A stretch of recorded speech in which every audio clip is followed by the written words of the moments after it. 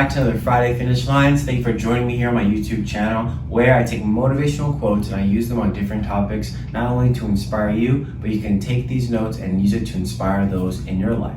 With that being said, my topic of discussion today is accountability and taking accountable for your actions and not blaming others for what you have done or what has been happening to you.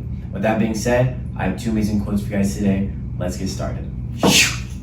All right, so I start you guys off with the first quote. Comes from A.J. Darkholm, and this guy says, "The only way to succeed as a group is not simply following directions, but keeping each other accountable for our actions." I'm going to start you guys off with kind of a group one. When you have a group of friends and you have people in your life and you want to grow with them, you want to learn with them, you have to hold them accountable for their actions. Or else, at some point in your life, you may leave them behind. You may wonder if they're ever going to grow, if they're ever going to change. So if you want to be held accountable for your actions, hold those around you accountable for their actions. It's like when you're a manager or you have a position of power, you want other people in your life or the people that you're overseeing to be better. So hold them accountable for what they've done, but also take the constructive criticism from them and be accountable for your actions. Because what you may be doing is affecting them, and obviously what they're doing is affecting you and the work environment that you have created around them and around yourself. So be aware of what it is that you are telling people,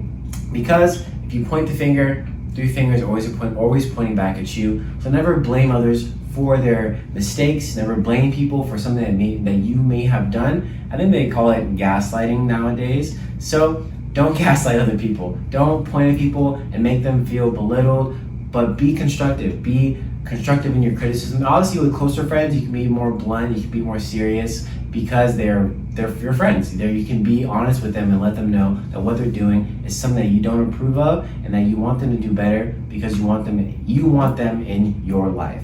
So hold each other accountable, because it will create accountability in your own life. And so my next quote from Steve Maraboli says, "Wisdom stems from personal accountability. We all make mistakes, own them, learn from them, don't throw away the lesson by blaming others." With every lesson, with every obstacle, with every thing that happens to you, there's an opportunity to learn, there's an opportunity to grow, and there's an opportunity for you to become better. So take that chance and don't blame others. When you do that, you never learn. I always say, when things happen to you over and over again, is because God is letting you know you haven't learned your lesson. Because you're either blaming other people for your misfortunes, or you're not taking accountability for something you have done. But I'm not saying that we're all bad people. I'm not saying that we all are doing terrible things. We all make mistakes, and that's okay.